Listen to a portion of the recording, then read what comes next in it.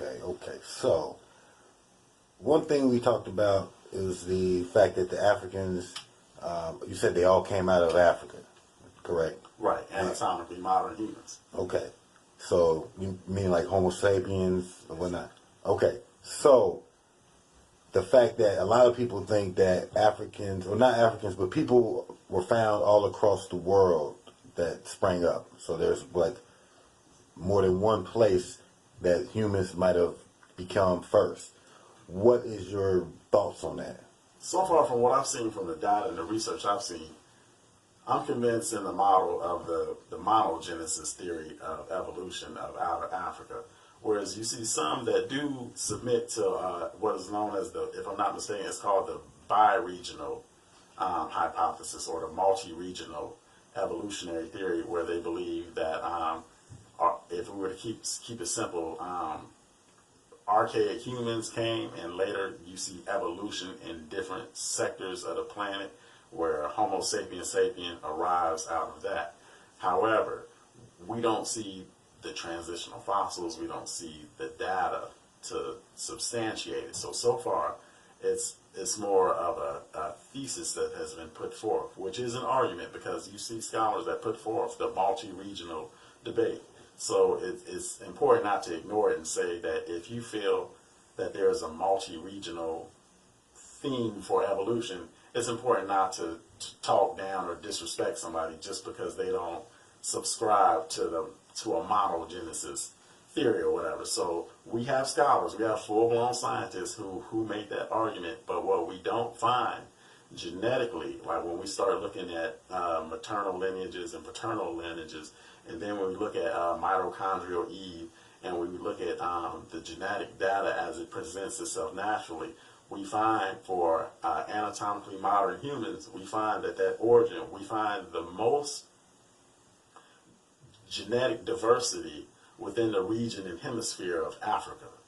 So that genetic diversity, anytime you start talking about a plethora, a dominant plethora of diversity, you're typically leaning towards the progenitor, something that gave forth, because where you see the richest diversity, you can usually start looking toward that region, even if you're looking at botany and studying plants or whatever, and you're trying to find the origins of a plant. Usually when you see the richest diversity, that's when you start looking for a point of origins. And so when we start looking for the greatest amount of diversity, we find that within Africa.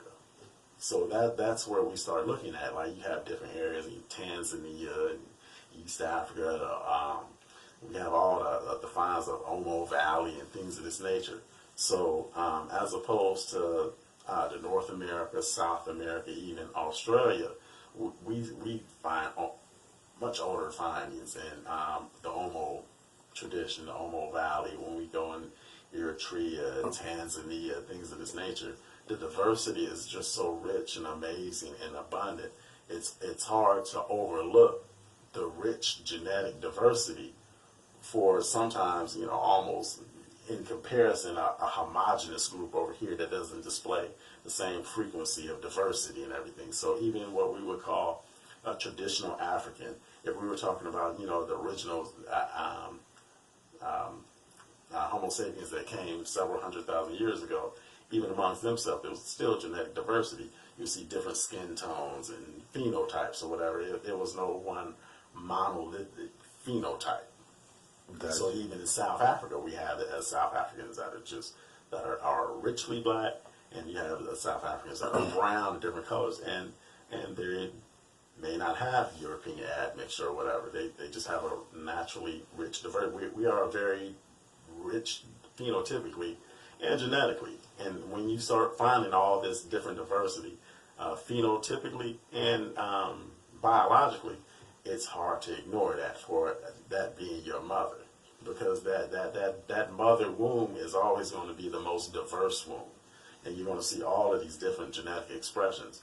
And we don't see the same rich diversity when we go to North America, when we go to South America, when we go to all of these traditional cultures, even when we go to Australia, when we go to the Caribbeans and things of this nature, and the various islands and everything, and we go into the Oceania and things of this nature, we just don't find the same rich diversity genetically that are going into these databases, because we have to remember there are genetic databases all over.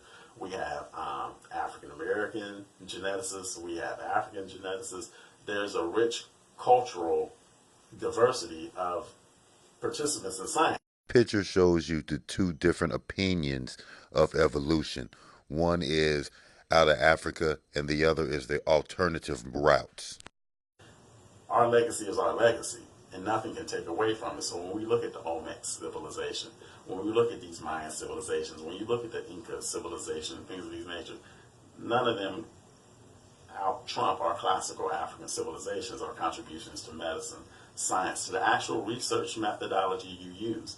You have to remember, in ancient Egypt, the Metametric language, Tep-Hesed, T-E-P-H-E-S-E-B, Tep-Hesed means proper research methodology, correct method. And these were the protocol for what you later call your scientific research methodology. So we were always participants in science and everything.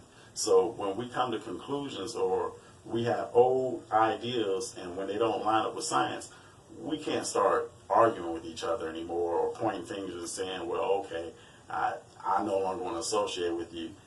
Sometimes we have misidentities, and that is one of our misidentities, because a lot of times we don't want to look at the story again. When we see someone in our family and they have straight hair, we say, oh, that's Native American. The DNA test is saying that's European. That was that European that had his way with your great-great-great-grandmother when no one was around and she couldn't defend herself. This was coming through, like, you know, the sex slaves. You know, there was so much torture and trauma going on. And even with the Native Americans perpetrating racism, white supremacy against oppressed, kidnapped Africans. So again, we have colonialism and we have Native Americans in the midst of that reality. And they adapted to it. And in most situations, we were shadow property to Native Americans. We were shadow property, or sometimes we were naturalized and tolerated to a certain extent. But our genetic, biological legacy leads us back to Africa. You know, sub-Saharan Africa, West Africa, Central Africa, things of this nature. And that's a beautiful thing, because we all have an African origin. But, like I said, as we moved out, we mutated, we changed, we adapted. And our DNA, you know, that's what gives us the information we need. We go into that DNA to get answers.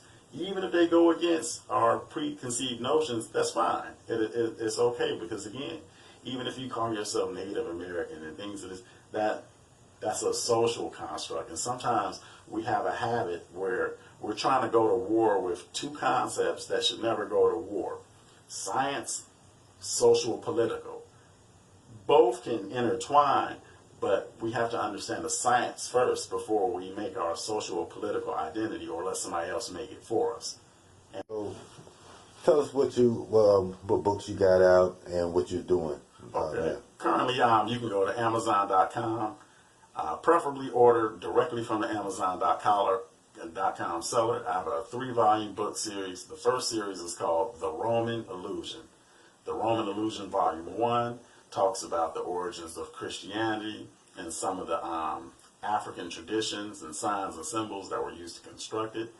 The Roman Illusion Volume 2 deals with the origins of Judaism. The Roman Illusion Volume 3, it deals with the origins of Islam.